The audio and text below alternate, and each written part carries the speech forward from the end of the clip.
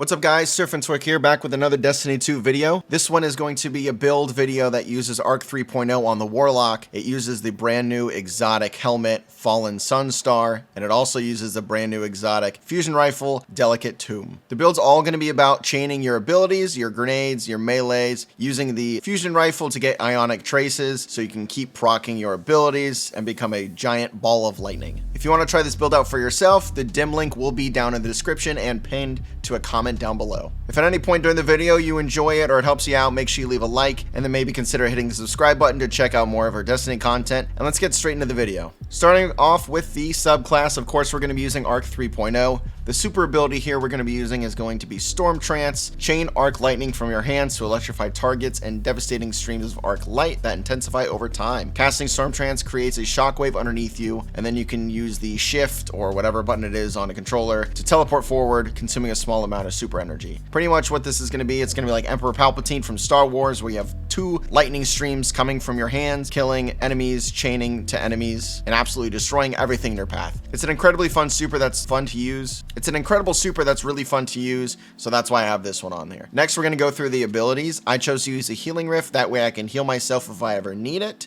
but I seem to not really run out of health with this build. Then from there, we're going to go with the movement ability I chose to use. I used Burst Glide because I find it to be the most efficient for my playstyle. And moving on to melee, we're going to be using Chain Lightning, an extended range melee that jolts your target and chains lightning to nearby enemies. While amplified, it creates an additional set of chains. So with this build, we're going to be pretty much amplified the entire time. So we're going to be getting those extra chains of lightning to every enemy in our radius. And for the grenade, we're going to be using the Storm Grenade. It basically calls down a focused lightning storm on your opponents, and it's pretty devastating, and you get it back fairly fast. Next up, we're going to be going over the aspects we're going to be using. First one is going to be Lightning Surge. While you are sliding, activate your charged melee to blink forward, calling down lightning strikes that jolt targets as you rematerialize. So pretty much when you're sprinting and you slide, you're going to jolt, and then lightning is going to hit all around you, very similar to the lightning grenade, except the damage is going to be a lot better, and you're going to be able to jolt enemies. And then the second aspect we're going to be choosing is going to be Electrostatic Mind.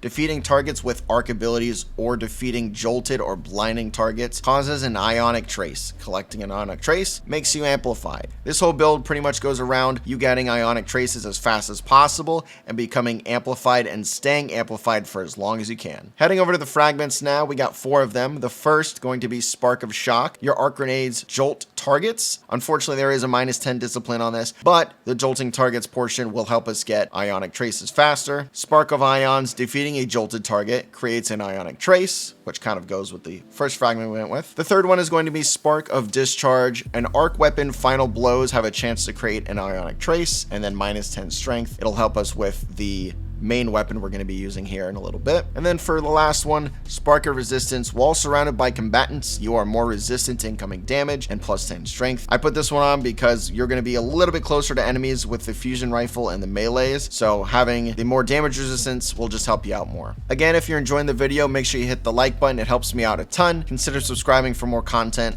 And now let's move on to the stats. Of course, the stat that I'm going to recommend you get to 100 is going to be Resilience for the 40% damage reduction. From here, I normally pick a second stat to get up. You could get up either Discipline or Strength for your grenade or melee. I chose to honestly keep it pretty even between them. I got a 52 in Discipline, I got a 51 in Strength, and even my Intellect is at 45, close to that halfway mark. Keeping them all even kind of makes this build synergize easier, so that way you can kind of build off of each other's abilities. Now I'm going to head to the armor and the armor mods that we're going to be using. Starting off with the helmet, I actually am using the exotic Fallen Sunstar helmet you can get from the Lost Sectors. Its special perk is going to be Ionic Conductor. Ionic traces you create move faster and grant you additional ability energy. Nearby allies also gain ability energy when you create an Ionic trace. So it's kind of buffing your teammates, but realistically you're going to be using it for yourself. That way you can get that extra ability energy so you can keep throwing grenades and keep meleeing as much as possible. For the mods here, I chose to use a +10 resilience mod.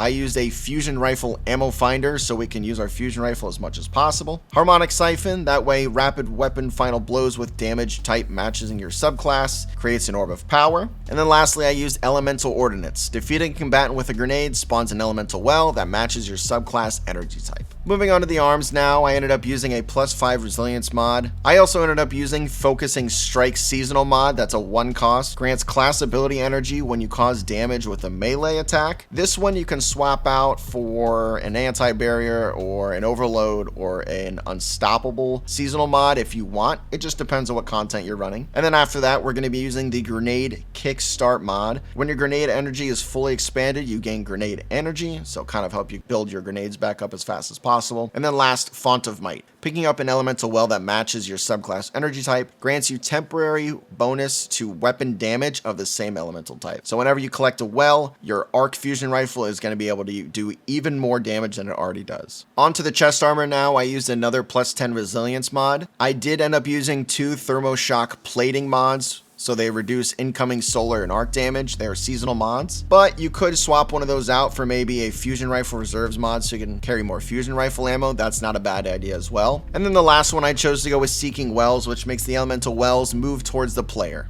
Next, going on to the leg armor that I chose to use, I used a +10 resilience mod again, a fusion rifle scavenger mod, which will just help you pick up more ammo whenever you pick up a special brick, repercussion, which replenishes health every time you pick up an orb of power, and then elemental light. Defeating a combatant with your super spawns an elemental well that matches your subclass energy type. So since we're going to be using an ad killing super, we're going to be getting lots of elemental wells from this. And then lastly, onto the Warlock bond, I ended up using a +5 discipline mod for grenade regeneration, the seasonal mod Trace Evidence. Defeating combatants affected by arc debuffs spawns an Ionic Trace. Amped Up, Stay Amplified Longer, which is another seasonal mod. And then the last mod I used was Melee Wellmaker. Powered melee combatant final blows spawn elemental wells matching your subclass energy type. Next, going over the weapons that I recommend using. Kinetic, you can kind of run whatever you'd like. I ran the SMG Extraordinary Rendition with Overflow and One for All. And then for the secondary, you have Delicate Tomb Fusion Rifle. It's the brand new exotic fusion rifle from this season. Its traits are Trader's Vessel, fires a horizontal spread when shot from the hip. Final blows with this weapon have a chance to generate Ionic Traces, and powerful foes and opposing guardians always generate Ionic Traces. So this weapon's going to help us get Ionic Traces as fast as possible, helping us stay amplified. It also has another trait, Tempest Cascade. When collecting an Ionic Trace, it overcharges the weapon's next shot, which will always jolt targets on the next hit.